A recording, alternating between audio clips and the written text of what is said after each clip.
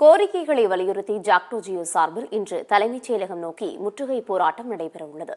இது தொடர்பாக சென்னையில் நேற்று செய்தியாளர்களை சந்தித்த ஜாக்டோ ஜியோ அமைப்பினர், தமிழகத்தில் உள்ள ஆசிரியர்கள் மற்றும் அரசு ஊழியர்கள் திட்டமிட்டபடி இன்று கோட்டையை நோக்கி முற்றுகை போராட்டம் நடத்தவுள்ளதாக தெரிவித்தனர். இந்த போராட்டம் சென்னை சிவானந்தா சாலையில் தொடங்கி பேரணியாக சென்று தலைமைச் செயலகம் முற்றுகையிடப்படும் என்று தெரிவித்தனர். இந்த போராட்டத்தில் சுமார் 50,000 அரசு ஊழியர்கள் பங்கேற்க உள்ளதாக குறிப்பிட்டுள்ளனர்.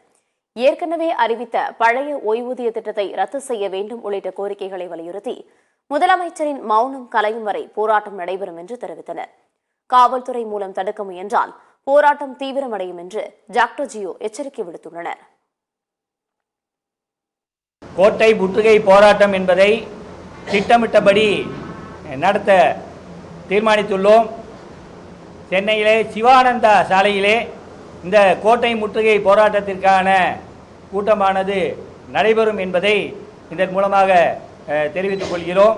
ஏறத்தாழ தமிழகம் முழுவதும் இருந்து 50,000க்கும் மேற்பட்ட ஆசிரியர்கள், அரசு ஊழியர்கள், அரசு பணியாளர்கள் எங்களுடைய இந்த கோட்டை முற்றுகை போராட்டத்திலே கலந்து கொள்வார்கள் என்ற தகவலை தெரிவித்துக் கொள்கிறோம்.